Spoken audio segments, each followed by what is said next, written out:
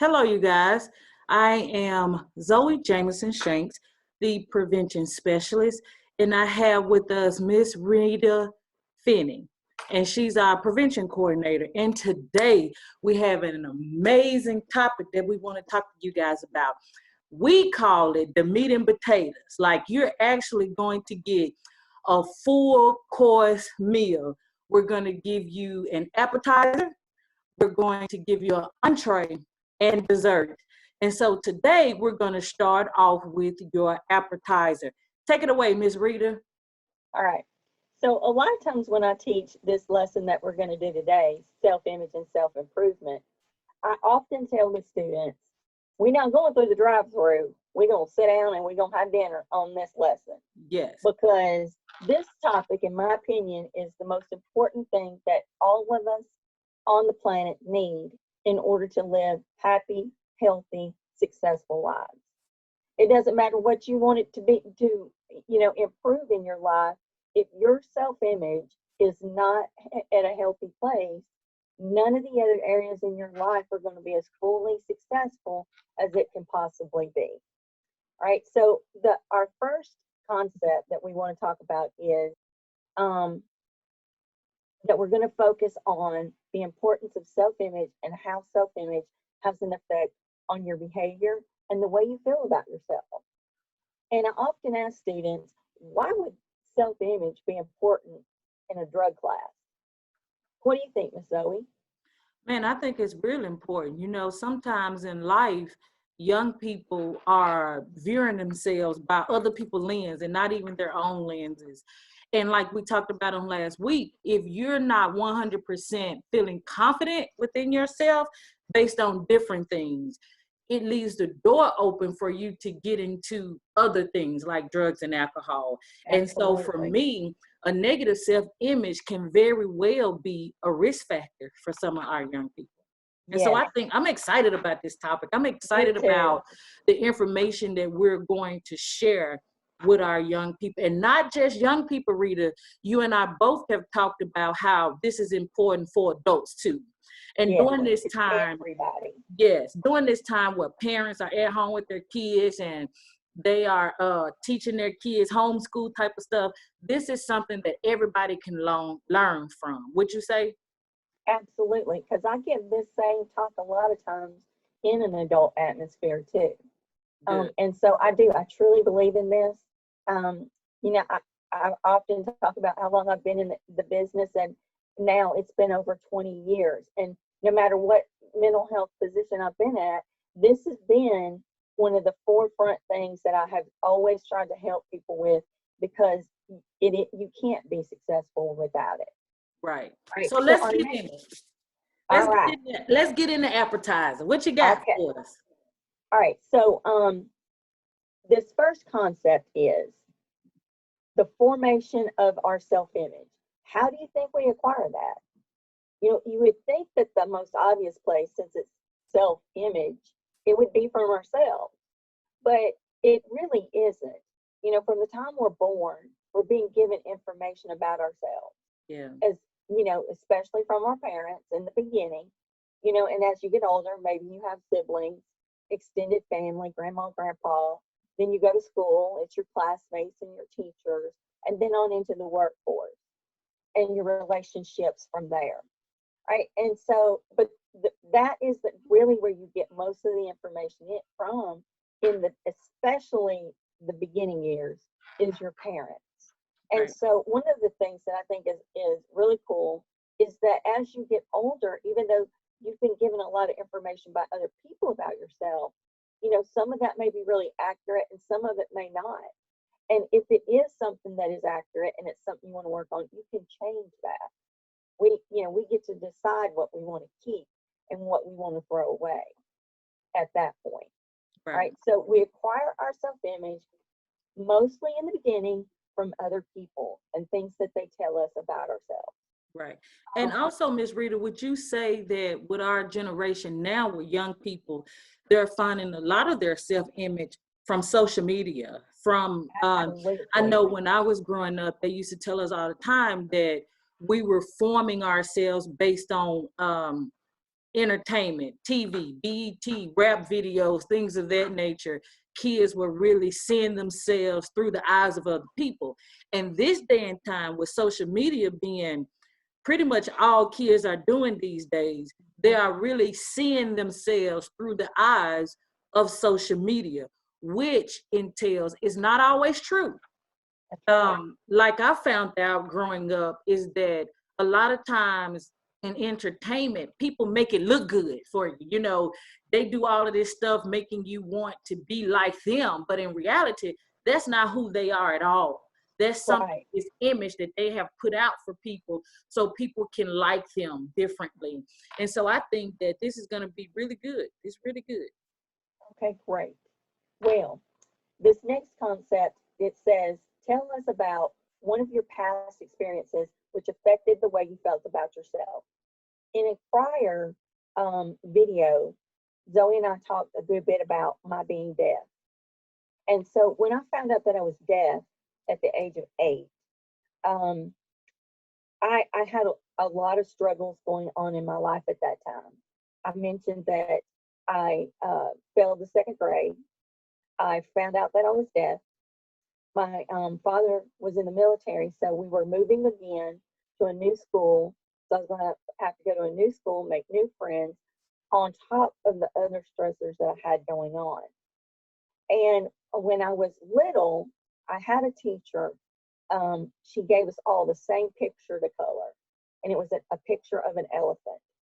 And I happened to find this cool gold marker on the playground that day. So guess what I colored my elephant? It was kind of a golden brown color. And at the end of our little coloring, she lined us up and judged our pictures. And I won. You cannot imagine how that one thing helped this little girl's self-esteem that day. Right. And I paint to this day, and people buy my work. And not only did it touch my life, it touched my children's lives because both of them are very artistic now. And so we don't often understand how one person being that positive support for us can change our whole world in an aspect we never thought of. Right. Right. And so what the reason I'm telling you this story is I want you to start drawing from those same kinds of experiences that have happened in your life. If you don't have them as a young person yet, you will. You're Right. going to have people who are going to be champions in your life, and stay focused on those positive things that you're being fed by those positive support people. All Right. right. I Um, like when I so like when you said have people who are champions in your life, right? yes, So the champion in your life changed the whole way you saw yourself at that particular time, even as a little girl in the second grade. And it changed a dynamic of the way you saw yourself. I heard you say that it has also changed the way your kids see themselves because they are artistic too. And so this yes. will be my question for you at this particular time. Okay. If we're talking about champions, you know, people that are cheering us on to help us see something positive, what would you say one thing to our parents in this regards to being a champion for their kids right now, being that their kids are stuck at home and you know they're probably sad, depressed, have things going on as far as they can't get up and go see their friends or can't go to school or whatever. So what would be one thing that you would share with a parent right now in being a champion for their child or children? Definitely have your kids do some really good pro-social activities at the house. You know, whether it be letting them sit for an hour and color, um, draw, read a book, whatever they need in order to start building that foundation of their own support system. Because Right, in the long run, as adults, we need to be able to be our own champion. right. And so we've got to teach those strategies that are going to help us when we don't feel our most confident, Yeah, you I know? like that. I like that. I like that because even during the times our kids are sitting down reading or when they are, see, this is what I think we as parents have to do a better job at. we have to do a better job with championing our children, right? We have to do a better job with when we see them doing something positive, we have to give reinforcements, meaning that we have to say, hey, you're doing a good job. Maybe read Yeah. that book to me, Yeah. maybe whatever they're coloring, maybe we sit down and color those things together. Because I think, like you said earlier, we do find our self-image, our self-worth, our self-esteem from our parents, from our guardian, whoever that person is. And that's how you reinforce that positive behavior Right. with giving Right. positive affirmations for your children. So I think that's awesome. Thank you. And teaching them pro-social activities that they do feel more confident in, and as life goes on, because we're all going to face obstacles on a regular basis, Right. being able to draw from those same pro-social things as an adult too. Yeah. Yes. All right, so our next topic is naming three adjectives um, in three different categories on how you see yourself. Right, so in it, you want home, school, and friends. And in that, you want to put three different adjectives for each one of those that are things that on the way you see yourself. So at home, for example, um, are you really comfortable? Most people are feel like they can be themselves no matter what at home. Right. Um, are you helpful? Do you help mom and dad with chores, or do you like to cook? Different things like that. So that's home category. Then at school, how do you see yourself there? So like me, when I was, say, in the middle school, I was a good at literature. I loved to read, but I wasn't so great at math. And so I was less confident there. So those are the kinds of things we're looking for in that category. And then with friends, are you funny? Are you the clown of the group? Are you loyal? Are you honest? Those kinds of things. So, if you want at this point, you can, pause the video and do those three categories. And then when we come back, we'll talk about what that means. Right. I think that's great because giving kids an opportunity and parents an opportunity to work through these things themselves, Yeah. really sitting still, listening to themselves to think about, how do I see myself? Sometimes we see ourselves through other people, but how do we really see ourselves? A couple of weeks ago, I did an activity for a group of young people about love languages. And what are they love language? Do you like to receive gifts? Do you like quality time? Do you like words of affirmation? Do you like physical touch? Do you like acts of services? And so even getting an opportunity to know who you are, right, and what you like can actually Yeah. help you build a positive self-image based on you, not anybody else, but based Right. on you and what you like. And I think that's awesome what you said in three categories, because we are in different places of our lives. We are at school, we are at home, we are out in the community. So we do need to know, what do we see within ourselves in those different areas. And I think that's good. I think this is a good And, sometimes it's important for us to take stock of who we are. yeah. Maybe we've never really thought about it before. And so, that's one of the first steps you need to do in order to be able to fix anything that you'd like to change about yourself. Yeah. With the good, the bad, and the ugly is what I call it. There are good parts of ourselves, there's bad parts of ourselves, and we have to learn to be objective about that. It Right. doesn't mean you're a horrible person if you're not a patient person. It means, okay, this is an area of my life where I need to work on it. Right. We're all flawed, and we all have to, in my opinion, work on who we are our entire lives. Right. Right. And you know what? It's not a destination. It's not a, Right. it's not a it's not a certain place we're trying to get to, right? This thing called life is a journey. All of Yeah, us are going to be learning, and all of us, like you said, have areas in our lives that we need to work on. It doesn't make you less than, greater than. It makes you human. All of exactly. us have areas in our lives that we have to work on, period, point blank. It is what it is.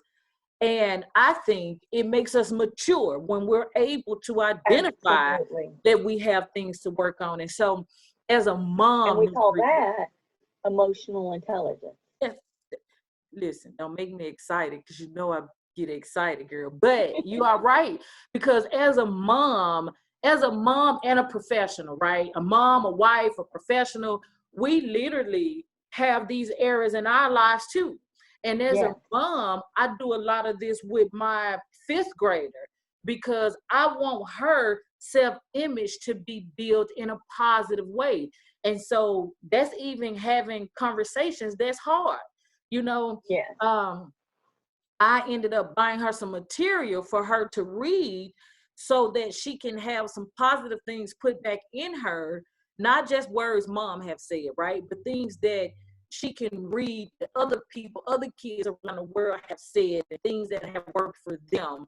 I Because think this, it would be great if you showed them some of the books that you got for your daughter. This okay, might be some things that some of especially the young girls, that could look at and maybe get for themselves. Their yes, moms get for them. yes, let me get it for you. Yes, Okay. So now that you've got those three adjectives for each category, um, were most of the things that you said about yourself good? Because if they're not, then this is an area you really need to work on. Research shows we spend 80% of our lives saying negative things in our head all day, and that's normal. It's your brain's way of protecting you. It's yes. trying to keep you focused on any area that might possibly go wrong that you may have to fix. But the thing is our brain does it too much, and so we have to make it dial back. So, Joe, you want to show those books real quick? Yes. So one of them I got was a coloring book because she likes to color. She likes to be very artistic. And so it says, I am confident, brave, and beautiful. The reason why I like this so much is because it has I statements in it. And in one of the pages, it says, I am brave, I'm beautiful, I'm bright, I'm kind, I'm powerful, I'm intelligent, I'm strong, I'm loving, I'm independent, I'm confident, and I'm capable. And so I like this book because it gives young people the ability to use I statements, and they're positive I statements. So I also got her this book. It says that when God made you, in other words, identify characteristics that you have. I think we talked about in our last video of just having a higher power that you believe in and call on. And so for my daughter, I brought her this book, When God Made You. The last one I think is real awesome is I Am Enough. Sometimes we have to get in mind that we're enough. Our young people need to know that they are enough. And so those are the three books that I purchased for her. And I ordered them on Amazon. You can go on Amazon and really. Your volume went out.